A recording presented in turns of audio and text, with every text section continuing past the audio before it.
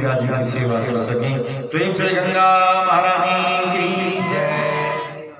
आगे आते हैं तो संज्ञा के एक ही पुत्र नहीं थे मनु जी, एक और पुत्र था जोड़ा। कभी कही गंगा पूजलन जमुना के, जमुना पूजलन अपन भाई के, हम पूजली जेठ भाई के, है ना। जम और जमुना क्या नाम है? गंगा के जमुना जी के जेठ भाई कौन है? जमराज। कौन है? जमराज। भाई दूज ये गीत गवे। दरअसल भाई दूज का महत्ता ये है कि जमुना महारानी के यहाँ जमराज गए। जमुना के यहाँ बहन के यहाँ भाई गया, बहन जो है वो कड़ी पकौड़ी तरुआ साग जो बहन भात बासमती भात अपना गैस सब बढ़िया खेलना। जमराज तो खा के एकदम वो ब्रज का ब्रजवासी जमुना महारानी हो गई थी तब तक, तो ब्रज में वो दही वो रायता वो छौका है, क्या बात है। जमराज का ये चीज तो नरक में नहीं मिलता है। जमराज कहाँ रहते हैं? नरक। और बैकुंठ से भी प्यारी ब्रज में चले आए और बना कौन नहीं है? तो यमुना पटरानी बना रही है। अब बहन जो है सब ब्रजवासी हो गई, अब भाई जो नरकी के राजा बना। अब वो आए गलती से, जमराज को क्या खियावे? खियाने वाला है कोई बुलाएगा जमराज को अपने घर में? बुलाओ तो क्या बुलाएगा? जमराज को कोई नहीं पूछता है, जमराज के द्वारे सबको आने का पड़ता है। तो जमराज को कोई नहीं पूछे, लेकिन बहन तो बहन होती। भाई जमराज जैसा भी क्यों ना हो, ध्यान दीजिएगा। स्त्री और पुरुष के कई रिश्ते हैं, भाई जमराज के रूप में भी क्यों ना हो। ये बहन का हृदय ऐसा है कि वो उसमें जमराज को नरक का वासी नहीं समझती, ब्रज की मिठास खिलाती है। साहब ये बहन का प्रेम है भाई भाई प्रति। यह प्रेम भारत नहीं है, दुनिया में कहीं है भाई बहन का प्रेम नहीं। स्त्री पुरुष के कई संबंध हैं, पति पत्नी का, माँ बेटे का, बहुत सारे संबंध हैं, लेकिन उन संबंधों में जो भाई बहन का प्रेम है ये अद्भुत प्रेम है। और इसकी भी साक्षी हमारे मथुरा नगरी है।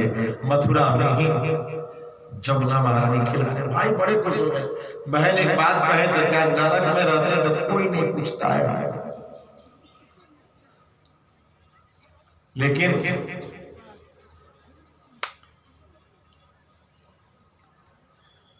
आज तुमने मुझे खिलाया है तो मैं बड़ा प्रसन्न हूं। देखिएगा 3 गो भाई बहन है, एगो मनु, एगो जम, एगो जमुना। बात समझिए, मनु जी ने जो कहा है 2 भाई में बंटवारा हो गया। प्रेम से भक्तवत्सल भगवान की फॉर्मूला समझिए, 2 भाई तो बंटवारा होगा ना, बिना बंटवारा के तो भाई चलेगा। तो मनु जी ने जो कहा वो कीजिए, तो मनु जी के राज में, मनु जी के खेत में जो बिया बुआएगा वो किसका होगा? मनु जी का। रोड के इस तरफ मनु जी का, तो मनु जी का राज है, मेरे कहे में रहो। यदि रोड के इधर गए तो इधर दूसरा भाई कौन है? जमराज। मेरे कहे में नहीं रहना है तो इधर जाओ। और जमराज कहाँ दिखेंगे? तो नरक में दिखेंगे। तो वैदिक मर्यादा में रहेंगे। मनु जी का कहना वेद के मार्ग से चलो, न चलेंगे तो ना ये खेत में न रहेंगे, जाओ। और वो खेत में जहाँ गेले तो निकल के ट्रक के पीछे लटकले तक गेले बेटा, इधर लटके तो जमराज भाई है और दूसरा टुकड़ा दिए दूसरे का तोड़े, तो सर भाई है तो भाई उधर जाओ। और यदि इसमें कुछ ऐसा हो गया, बीच में जमुना जी बहन है, बहन ने कहा, भाई ने प्रसन्न हो गए। जमराज ने कहा, बोलो बहन क्या मानती हो? बहन ने कहा, भैया कुछ बोलूंगी आपको बुरा लग सकता है, मेरे हृदय में तो आपके प्रति पूरा प्रेम है, लेकिन फिर भी कुछ बोलूंगी तो नहीं बोलो तो सब पता है, मेरे से नाम से ही सब डरते हैं। भैया आज के दिन जो भी बहन के साथ स्नान करेगा और बहन के हाथ की रोटी खा लेगा, भोजन कर लेगा, भैया आपको जमराज के घर जाने की जरूरत, नरक का द्वार देखने की जरूरत न पड़े। जमराज ने कहा तथास्तु। तो ये जो पिछार लगाना है, ये हाथ पूजाता नहीं है, लोग कहते हाथ पूजली, हाथ पूजली। यह बहन भाई का साथ में स्नान का सबसे छोटी विधि है। इस छोटी विधि को पालन किया जाता है। भाई बहन साथ में हाथ पकड़ के नहाते हैं। कहां? जब आप मथुरा जी आएंगे, कार्तिक महीने के शुक्ल पक्ष द्वितीय तिथि भाई दूज के दिन, तो आपको भीड़ दिखाई देगी भयंकर। और भाई पति पत्नी का नहीं रहता है भीड़ जमुना जी में, भाई बहन साथ में वहां स्नान करते हैं, जमुना का पूजन करते हैं, और बहन के हाथ से भाई कुछ कलेवा करते हैं। तो उस छोटे से, उस रूप का छोटा रूप है कि वो कभी कभी पान के पत्ता, सिक्का, अकुड़ी और ये सब कर करके, और फिर अकुड़ी बहन खियावे छे, तो साथे में स्नान करता है। वो हाथ पूजना क्या है? सबसे छोटा स्नान, हाथ पकड़ के नहाना की जगह इसको संक्षिप्त विधि में हाथ से हाथ का स्नान, एक पूरे भाई बहन का भी हाथ धोता है और भाई का भी हाथ धोता है। ये हाथ धो लिया, और अन्यथा दूसरे सभी प्रकल्पों में हाथ से हाथ में जल नहीं दिया जाता है। ध्यान दीजिए, हाथ से हाथ में जल क्यों?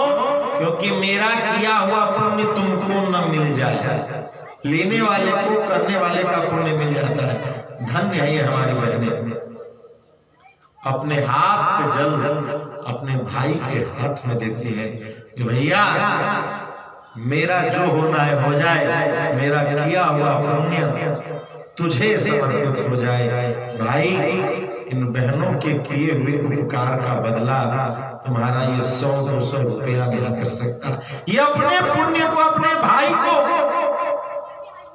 स्वर्ग का द्वार खोलने के लिए, वैकुंठ का द्वार खोलने के लिए, ये अपना किया हुआ जो सोम मंगल बुध विभेद का व्रत है, ये सारा पुण्य साल भर का किया हुआ किसके हाथ में देती है? ये अपने पति के हाथ में भी नहीं देती, ये अपने भाई के हाथ में देती है। धन्य है आर्यावर्त की बहनें।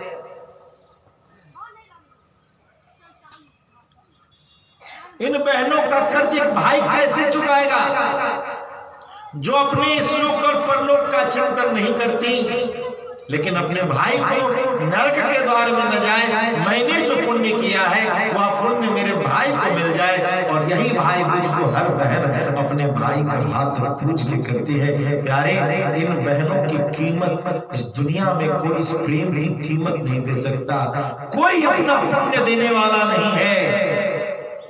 लेकिन ये बहनें हर भाई दूज को दिया जलाने के बाद अपने भाई के जीवन में अपने पुण्य का झोली रख देती है। भैया तू वैकुंठ जा, भैया तू स्वर्ग जा। ये हमारे आर्यावर्त में बहनों की प्रतिष्ठा है। मेरे शील से, मेरे आचरण से मेरा पति तरेगा, और मेरे व्रत से, मेरे पुण्य से मेरा भाई तरेगा। राजा जनक ने यूं ही नहीं कह दिया, पुत्र पवित्र किए कुल दो। तुम अपने शील, तुम अपने आचरण से अपने पति के परिवार को तार सकती हो। हे आर्यावर्त की बेटियां, आप अपने शील, अपने आचरण से अपने पति के कुल को तार सकती हैं, और भाई दूज को अपने भाई के हाथों को अपने जल से, अपने हाथ के जल का जल उसमें रख करके, अपने व्रत के, अपने तपस्या के, अपने दान के पुण्य से तुम अपने कुकर्मी भाई तक को नरक के द्वार से बचा करके उनको भी सन्मार्ग के लिए, सदगति के लिए उनके ऊपर भी कृपा करते हो। फिर क्यों ना हमारे यहाँ बेटियां सम्मानित हो, फिर क्यों कैसे कोई शंका करता है कि सनातन धर्म में बेटियों की प्रतिष्ठा नहीं? ये वे लोग हैं जिनका प्रवेश वेद मार्ग में तनिक मात्र भी नहीं है। ये वे लोग हैं जिनको भारतीय परंपरा का तनिक भी ज्ञान नहीं। ये वे लोग हैं जो राम कृष्ण के कथा से दूर है, अन्यथा उनकी जिह्वा कभी भी यह नहीं कह सकती थी कि बेटियां वंश को बढ़ाती नहीं है। श्राद्धदेव मनु की पहली बेटी से चंद्रवंश चला। श्राद्धदेव मनु की अपनी संतति से सूर्य वंश चला। और हर वंश में जैसे पिछले स्वयंभू मनु के संतति के रूप में भगवान अवतरित हुए, वैसे ही मनु के श्राद्धदेव मनु के पुत्र के वंश में भगवान अवतरित हुए राम, और श्राद्धदेव मनु के बेटी के कुल में भगवान अवतरित हुए श्री कृष्ण। दोनों कुल का उद्धार किया, बेटे के कुल और बेटी के कुल।